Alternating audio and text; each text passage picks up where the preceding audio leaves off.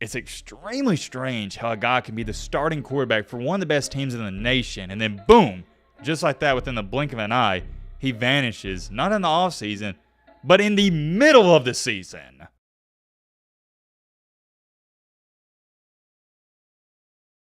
When you think of some of the greatest Clemson quarterbacks in recent memory, who comes to your mind? Probably guys like Trevor Lawrence or Deshaun Watson. What's really ironic about that is there's a guy who had a career, he started an entire season for Clemson in between the Trevor Lawrence and Deshaun Watson eras. He was what some people label as the bump in the road or bridge quarterback in between Deshaun Watson and Trevor Lawrence. You also got to take into account that's when Clemson was at the top, they was at the pinnacle of college football. What I mean by that? Well, I'm going to remind some of y'all, Watson and Lawrence both won national championships. So if you didn't win a championship, it's easy to forget about you. But however, I can't blame people that have forgotten about this guy because he vanished within the blink of an eye. In week 4 of the 2018 season, he was the starting quarterback for Clemson. In the following week, he wasn't even on the roster. I don't know if I've ever covered a situation story quite like this one. It's not every day you see your starting quarterback leave the program in the fashion that he did. As we all know though, it didn't slow Clemson down whatsoever because in that same season in which he left, Clemson won the national championship and beat Alabama. There's many, and I mean there's many questions people have been asking about this guy even till this day. But however, it also goes back to the one, and I mean the one big question we're going to try to get to the bottom of in today's video. What really happened to Kelly Bryant? Ladies and gentlemen, boys and girls, hope all of you are having a great and fantastic day. If not, hope this video can make it a little bit better. Major shout out to Bama _ hope I'm saying this last part of your username correctly, Prods. You guys have really seemed to enjoy these documentary / storytime videos in the off season, and that's great because I enjoy making them myself, and when you guys like them, that makes it 10 times better. I say that to say this, if you have any recommendations on future story videos you would like to possibly see on the channel, leave a comment or recommendation down below, and who knows, we might make that video. And oh yeah, let me address this comment on the recent storytime video. By the way, this is on a 30-minute video. Video starts at 4:36. You are welcome. Matt likes to yap about nothing at the start of every video, as we all know. Buddy, are you serious? Like, come on, man. I can't even do an intro to a video without people saying, oh yeah, Matt says yapping. Video starts at the 4-minute mark. Like, what are we doing? Are you serious, my brother? Rafael Lopez, come on, man. And also, too, in the video he's referencing, which is the Blake Barnett video, I had to spend 2 minutes at the beginning of the video, which is the intro he's talking about, to explain to you guys why it was a re-upload due to copyright reasons. I tried doing that for you guys so y'all had some clarity as to why you might have been seeing the video for a second straight time, but then you got old Rafael Lopez here saying, yeah, I don't care, buddy, skip to 4:36 for a start of the video. It is what it is. I've already spent too long on this intro talking about that. Strap in, buckle up, get you a snack, get you a popcorn, get your fat meal like to eat and watch a video, because trust me, I do the same thing. But all right, Matt, blah, blah, shut the crap out now, without further ado. Let's get into it. Woo! Man, oh man, we got good old Kelly Bryant. Come on, man. You already know, to get into the story, we got to throw it all the way back to where things started. Mr. Kelly Bryant played his high school football in the city of Piedmont, South Carolina for Wren High School. Take a listen to these numbers. As a senior, he had 3,579 passing yards with 41 passing touchdowns. Oh, wait a minute. You thought that was the end? No. He also had 720 rushing yards with 14 rushing touchdowns. In total, 55 touchdowns in one season. Not too shabby. He wasn't just turning heads all across the state of South Carolina. He was turning heads all across the country. ESPN did have him listed as a 4-star recruit, which I think that was much deserved. I agree with that. However, 24/7 Sports only had him listed as a 3-star, and I think that's slightly disrespectful. Remember, the guy had 55 touchdowns in one season. It's like, man, what more does he got to do? Regardless of however many stars were next to his name, it didn't affect his recruiting process too much, and it was relatively simple. Played his high school football in South Carolina, was getting recruited hard by Clemson, and that's where he decided to commit and sign. He gets to campus in 2015, but, and I have a really big but, you better believe this, there was one big problem for Kelly Bryant. There's a man in his way that went by the name of Deshaun Watson. Even if you are a casual, you know dang well Deshaun Watson was an outstanding college quarterback, and yeah, he was going to have to wait his turn. So with that being said, for the next 2 years in 2015 and 16, Kelly Bryant was the backup quarterback. Not too much to say. If you are curious, he only attempted 18 passes in 2 years. But here was the one good thing about that. He was learning the system, he was learning the offense, and he was getting some reps in practice, so whenever he did get that shot or opportunity, he'd be ready to go. Fast forward time into 2017, this is when Kelly Bryant got his first shot. This is where he was officially named the starting quarterback for the Clemson Tigers, and he did not look back. He led this Clemson ball club to a 12-1 overall record, destroyed Miami in the ACC championship, and got Clemson the number 1 overall ranking in the college football playoff. At this point in time, things were looking great for Bryant and Clemson. He was somewhat of that dual-threat quarterback similar to Deshaun Watson. Could he pass as good as him? No, but what he lacked in the passing game, he made up for it in the running game. What we're about to get into next is what I'm labeling as the drastic turn and arguably the most pivoting moment in Kelly Bryant's career. You see, a lot of people think his fall off, it has to do with Trevor Lawrence, but I disagree. It has everything to do with this game right here. In the 2017 college football playoff, Clemson, the number 1 overall seed, matched up with guess who? Number 4, Alabama. Alabama at the time had what I'm going to label as a similar play style of a quarterback, a freshman that went by the name of, you should know him, Jalen Hurts. I remember this game just like it was yesterday. It was a defensive slugfest. From the era of, I'd say 2015 to 2020, there wasn't too many times you could say Clemson just got flat out dominated in a game, but this was one of those games. I'm not going to say Alabama destroyed them, but yeah, they just dominated them. The final score of this ballgame was Alabama 24, Clemson 6, in which Clemson only had 188 total yards of offense. Not good. To give Clemson some credit though, Alabama having 24 points I think is somewhat deceiving because their offense wasn't too much better. They only had 261 total yards of offense themselves. But here's what the game came down to. Jalen Hurts, he knew, oh yeah, I'm not going to go out here and try to win the game. I'm going to let my defense carry me, and that's what happened. Alabama's game plan heading into it wasn't, hey, we're going to score 45 against Clemson like we've done in recent history. We're going to make Kelly Bryant beat us. If he can beat us, we'll tip our cap to him. I'll let these stats and numbers try to paint the picture of what happened in this ball game. Kelly Bryant only completed 50% of his passes. He went 18 for 36, only had 124 passing yards. That is abysmal. 0 touchdowns to 2 INTs, total QBR of 31.7. Not going to get the job done. Not against Alabama. Like I stated, he was a dual-threat quarterback. He was elusive on the ground. However, as you can see right here, only had 19 carries. That's a lot for a quarterback with 19 yards. Do got to mention, throw in there, sacks are taken into account at the college football level, which I think is dumb, but that's a different conversation for a different day. But whoa. Hold on. I know what you're sitting here saying. Well, Matt, how is this such a pivotal moment in Kelly Bryant's career? He lost one game to a really good Alabama team?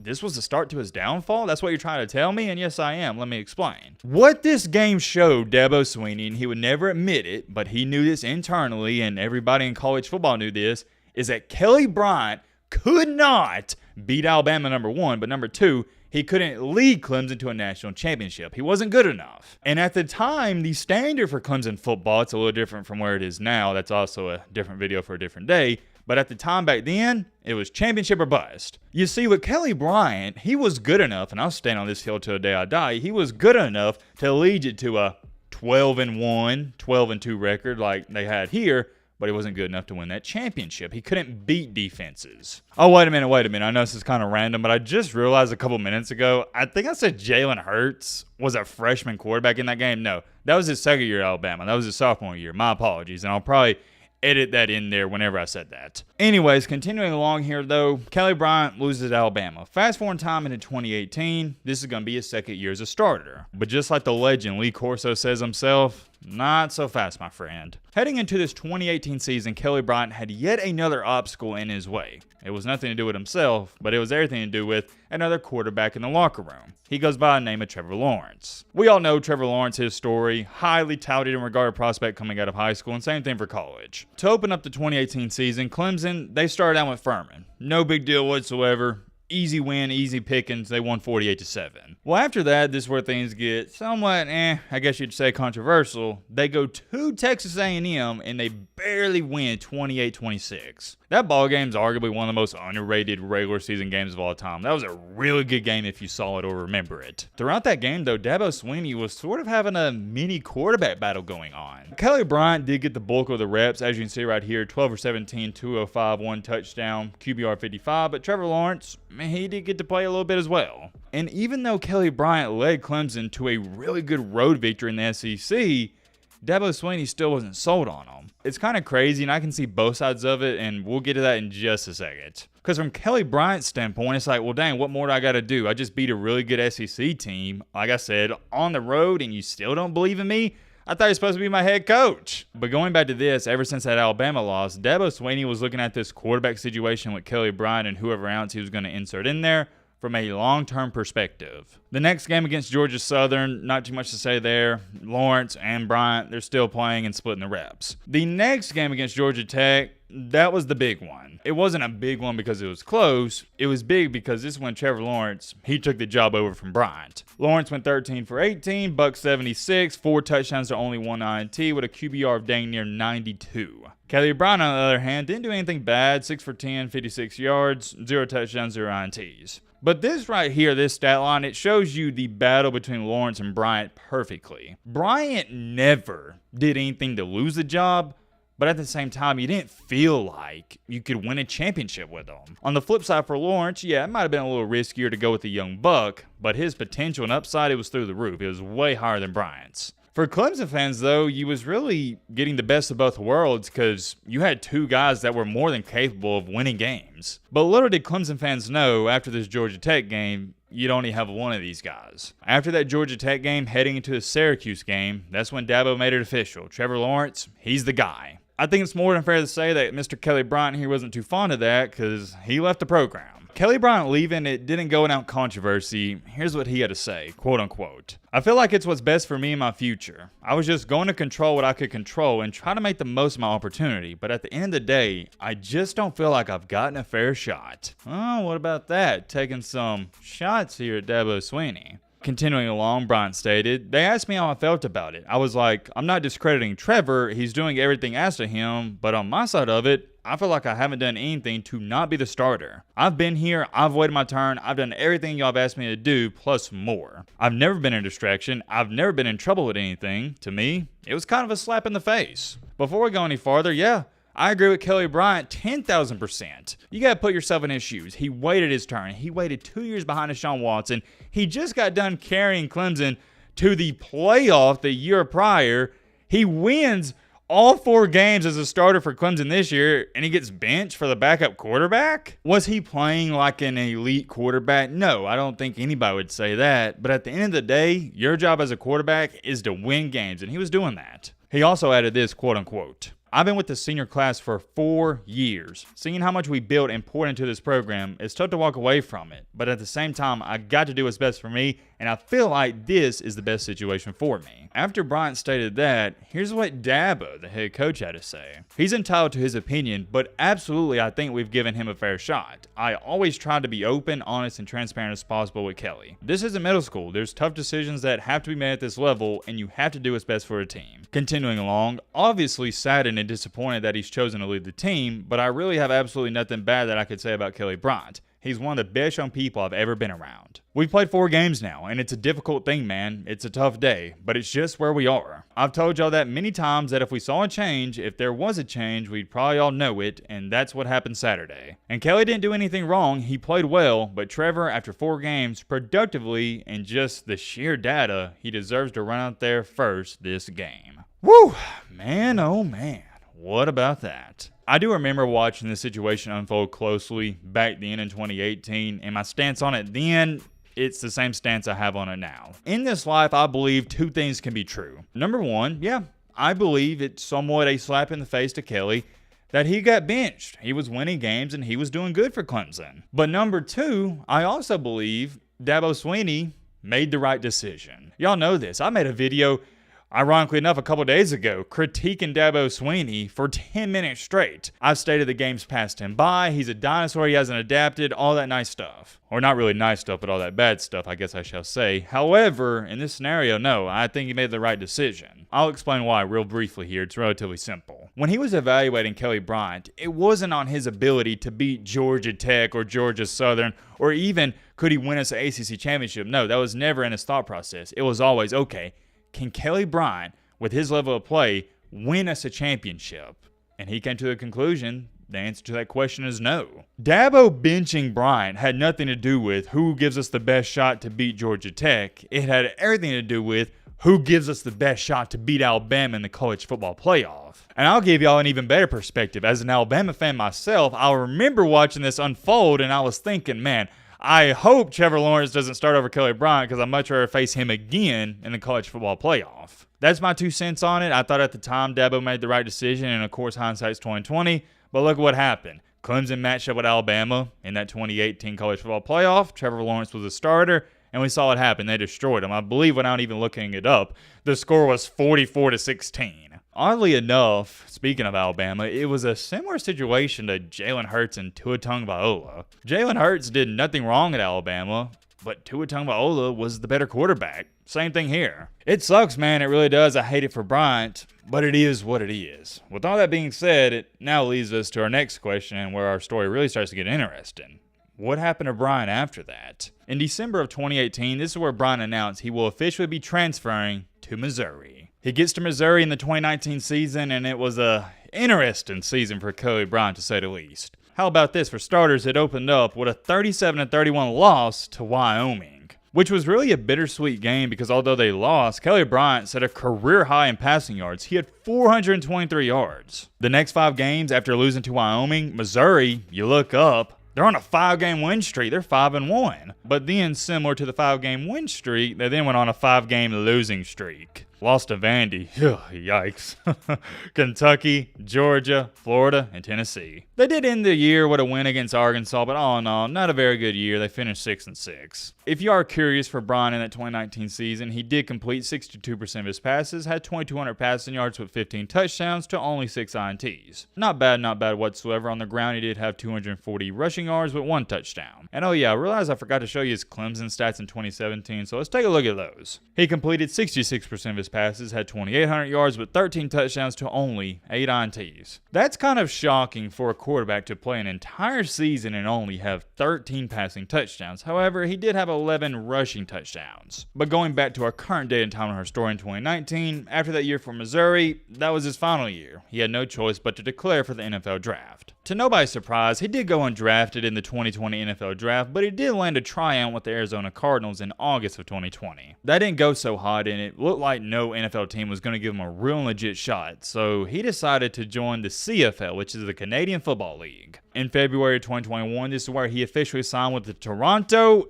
Argonauts. Argonauts? Hope I'm saying that correctly. He didn't do so well there because only a couple months after signing with them, they released him. He decided to move on to a different league, which is called the IFL, the Indoor Football League, and he signed to the Bismarck Bucks. For the Bismarck Bucks, he only played in 2 games where he completed 4 out of 5 passes for 48 yards and a touchdown, so not bad. Also had 87 rushing yards. Wasn't some major big-time player there, so in 2022, he decided to join another league. This was no other than what is labeled as the Fan Control Football League, and he signed with the Zappers. Really didn't do too much there, only had 234 total passing yards, 5 touchdowns, 2 interceptions, and completed roughly 55% of his passes. Fast forward time into 2023, it just seems like this guy's trying to join every league known to mankind. He joins the XFL. He signed with the Arlington Renegades in April, like I said, of 2023, and he played in 1 regular season game in which he had 1 rushing attempt for 24 yards. After that small stint for the Renegades, there was no trace of him whatsoever. The reason there wasn't a trace of him anywhere, at least in the football world, is because he decided to pursue a career in something else. And that is no other than real estate. He became an agent. I'll actually show you this from his Instagram he posted on November 30th in 2023. Are you interested in buying or selling in upstate South Carolina, or maybe you're just interested in what the market has to offer? Feel free to reach out or stop by the office anytime. Kelly Bryant, real estate agent. And yeah, this is kind of weird. Our story has somewhat came to an abrupt ending, but that's it. That's the end all be all. That's what he's currently doing. I don't try to overcomplicate things. If we can keep them simple, that's what we try to do on this channel. He's a real estate agent in South Carolina, and it seems like things are going good for him. You know what we like to do at the end of these videos? We discuss whether this said person in this video is a winner or a loser. Y'all know how I view things. I don't think winning and losing is just as simple as not making the NFL. No, there's way more to it. And very similar to our most recent story video on Blake Barnett, I think there's no question about it whatsoever. Kelly Bryant, he is a winner. If you're working extremely hard every single day, you're trying to become a better version of yourself, to me at least, you're a winner, in my book. Winning isn't about all your successes in this life. It's about how you respond to your failures. 90% of people out here, they're not going to get back up. Sure, he didn't become some top-notch quarterback in the NFL or even the collegiate level, but he did the best Kelly Bryant could do. Yet again, though, another great ending to one of our story, documentary videos, whatever you want to call it. He worked extremely hard at football. Things didn't work out. He easily could have put his head down, cried, throw a hissy fit, had this whole victim complex and mentality, say, why me, why me? He didn't do that. Now he's a real estate agent. Kelly Bryant is the type of guy you want to surround yourself with and you want to be friends with. Much love and respect to my brother Kelly Bryant, but let's also talk about this before we end off the video, and I probably should have brought this up earlier. Why didn't things work out for him? To me, I think it's a very short answer. He wasn't a prolific passer. He didn't exactly read defenses well, and he wasn't a quarterback to where his game translated over to the next level. I would label him as a decent or maybe even an above average college quarterback, but that's all he ever was. I will say though, it's extremely strange how a guy can be the starting quarterback for one of the best teams in the nation, and then boom, just like that within the blink of an eye, he vanishes, not in the offseason, but in the middle of the season. Interesting stuff, man. Interesting stuff. It's not every day you're going to see a story like this. Let me know your thoughts down below. But